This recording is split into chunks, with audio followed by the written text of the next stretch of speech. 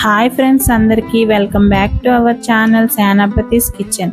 నేను బాగున్నానండి, మీరు బాగుండాలని మనస్ఫూర్తిగా కోరుకుంటున్నాను. ఈరోజు మన వీడియోలో బీరకాయ పచ్చడి ఎలా చేసుకోవాలో చూసేద్దాం. వేడి వేడి అన్నంలో నెయ్యి వేసుకొని ఈ పచ్చడి వేసుకొని తింటే మెతికి వదిలితే ఒట్టండి, అంత టేస్టీగా ఉంటుంది. ఇంకెందుకు ఆలస్యం, బీరకాయ పచ్చడి ఎలా చేసుకోవాలో చూసేద్దాం రండి. ముందుగా స్టవ్ వెలిగించుకొని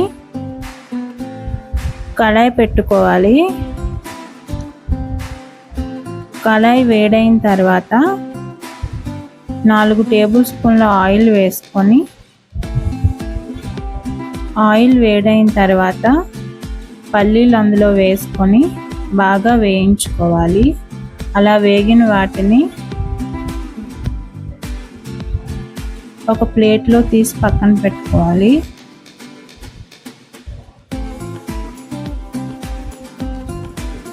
అన్నీ అలా తీసిన తర్వాత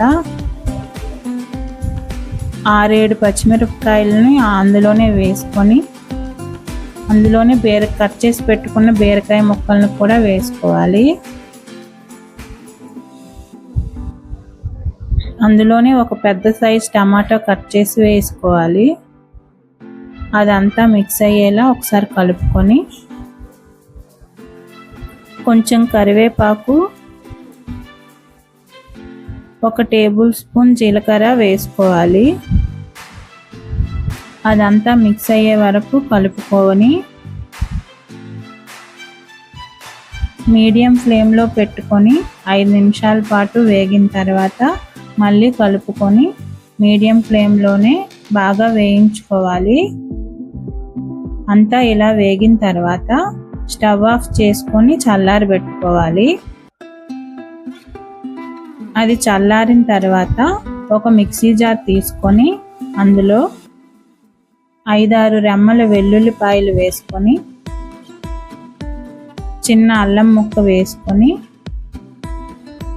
వేయించి పెట్టుకున్న శనగ పలుకులు కూడా అందులో వేసుకొని 1 టేబుల్ స్పూన్ ఉప్పు వేసి ఒకసారి మిక్సీ పట్టుకోవాలి. ఇలా మిక్సీ చేసుకుని వేయించి పక్కన పెట్టుకున్న బీరకాయ ముక్కలను అందులో వేసుకొని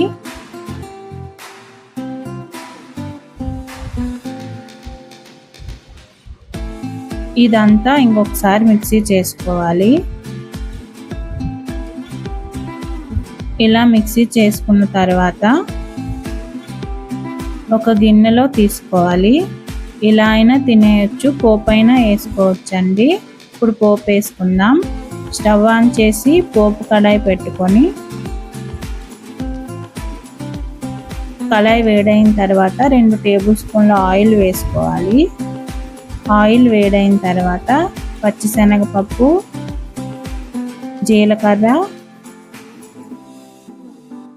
ఆవాలు వేసుకొని అవి కొంచెం వేగిన తర్వాత 2 ఎండుమిరపకాయ ముక్కలు వేసుకోవాలి. దంచి పెట్టుకున్న 5 వెల్లుల్లి రెమ్మలు వేసుకొని అందులోనే 2 రెమ్మల కరివేపాకు వేసుకొని వేయించుకోవాలి. ఇలా వేగిన దాన్ని మనం మిక్సీ చేసి పెట్టుకున్న పచ్చడిలో వేసుకోవడమేనండి. అంతేనండి, ఎంతో టేస్టీ అయిన కమ్మటి బీరకాయ పచ్చడి రెడీ. వేడి వేడి అన్నంలో నెయ్యి వేసుకొని తింటే సూపర్గా ఉంటుందండి. మీరు తప్పకుండా ట్రై చేయండి, మీకు ఈ రెసిపీ తప్పకుండా నచ్చుతుంది. అలాగే మీరు ట్రై చేసి మీకు ఎలా వచ్చిందో కామెంట్ చేయండి. అలాగే లైక్ చేయండి, షేర్ చేయండి. ఇలాంటి రెసిపీస్ ఇంకా కావాలనుకుంటే మా ఛానల్ని సబ్స్క్రైబ్ చేసుకోండి. Thank you for watching.